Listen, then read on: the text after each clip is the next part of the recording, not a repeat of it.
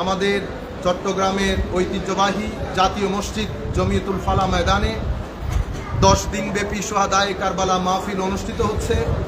আজকে সেই মাহফিলের 10ম দিন। আল্লাহ পাক যদি তৌফিক দান করেন, আপনারা ইতোমধ্যে জানতে পেরেছেন আমরা দেশে এসে পৌঁছেছি। আল্লাহ তৌফিক দান করলে আজকে এশার নামাজের পর চট্টগ্রাম জমিয়তুল ফালাহ ময়দানে ইনশাআল্লাহ অনুষ্ঠিতব্য সোহাদায়ে কারবালা মাহফিলে আমরা থাকবো ইনশাআল্লাহ।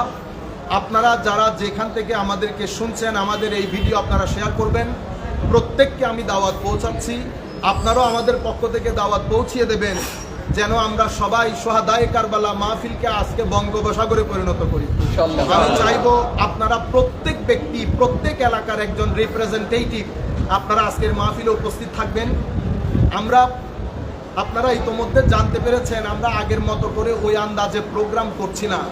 অনেকে মন খারাপ করছেন, প্রোগ্রাম কেন নিচ্ছি না, কি কারণে নিচ্ছি না। আসলে আমাদের সময় একটা বড় ইস্যু। সময়ের কারণে আরও বেশ কিছু আমাদের গুরুত্বপূর্ণ কাজ রয়ে গেছে, যেগুলোর কারণে আমি আপনাদের প্রোগ্রামে গেলে আমার গুরুত্বপূর্ণ কাজগুলো করা হবে না।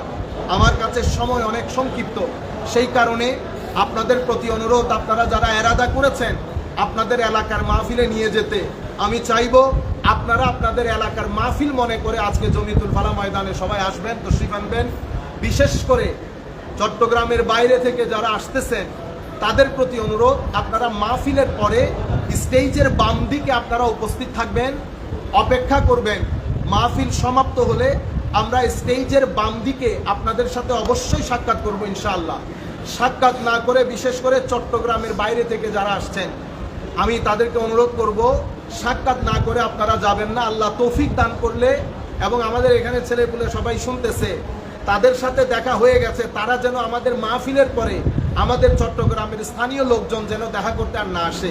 চট্টগ্রামের বাইরে যারা আসতেছেন তাদেরকে যেন সুযোগ করে দেয়, এবং ছেলেরাও এখানে শুনতেছেন, ওনারা হিসাব করে দেখে শুনে বাইরের লোকদেরকে ব্যবস্থা করে দেবেন ইনশাআল্লাহ। সুতরাং মন খারাপের কোনো কিছু নাই। আল্লাহ তৌফিক দান করলে ভবিষ্যতে আরও কত ধরনের অনুষ্ঠান হবে, আপনাদের প্রোগ্রাম নিতে পারবো। কিন্তু আমাদের কিছু বইপত্রের কাজ থেকে যাওয়াতে আমি যদি আপনাদের প্রোগ্রামগুলো করা শুরু করি, আমার বইয়ের কাজগুলো করা হবে না। আমার কাছে এই মুহূর্তে বইয়ের কাজ সবচেয়ে গুরুত্বপূর্ণ। সেই কারণে আপনাদের প্রোগ্রামগুলো নিতে পারছি না, অন্য কোনো কারণ নাই। আপনারা গিলা শিকওয়া করবেন না। কিছু প্রোগ্রাম যেগুলো নিতে হচ্ছে সেগুলো বিভিন্ন কারণে, আত্মীয়তার কারণে হোক বা অন্য বিভিন্ন কারণে নিতে হচ্ছে। অন্য কোনো প্রোগ্রাম আমি নিচ্ছি না। সুতরাং আপনারা, বিশেষ করে চট্টগ্রামের বাইরে, আমি আপনাদের প্রতি আন্তরিক মুবারকবাদ, ধন্যবাদ জানাচ্ছি। এটা আপনাদের মহাব্বত, এটা আপনাদের প্রেম ভালোবাসা, আমার নবীর নজরে কারম, সাউলিয়া সালেহিনের নিসবতের ফসল। আমি আপনাদের প্রতি পূর্ণাঙ্গ শ্রদ্ধা আমার আছে, সম্মান আমার আছে। শুধুমাত্র পরিস্থিতির কারণে, আর এখন বেশ কিছু নিরাপত্তার বিষয়ও আছে, সব কিছু বিচার বিবেচনা করে সব জায়গায় যাওয়া সম্ভব হচ্ছে না। আজকে জমিয়তুল ফালায় দেখা হবে, আর আজকে যারা দেখা হবে না বা আসতে পারছেন না, আগামীকালকে ইনশাআল্লাহ মাইজভান্ডার দরবার শরীফে আমরা 9টা 10টার মাঝখানে আমরা চেষ্টা করব আমাদের বক্তব্য শুরু করতে।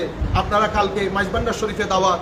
যেহেতু আজকে জমিয়তুল ফালাহ ময়দান, এটা আল্লামা জালালউদ্দিন আল কাদরি রহমতুল্লাহ আলাইহি প্রতিষ্ঠিত, এবং আমাদের সুফি কাকা সুফি মিজানুর রহমান সাহেব, যার বদান্যতায় এই প্রোগ্রাম এখনো পর্যন্ত চলছে, তিনিও অসুস্থ। তার জন্য আপনারা সবাই দোয়া করবেন, এবং দোয়া করবেন কিয়ামত পর্যন্ত যেন আল্লাহ এই মাহফিলকে সালামত রাখে, এভাবে যেন এই মাহফিল অনুষ্ঠিত হয়।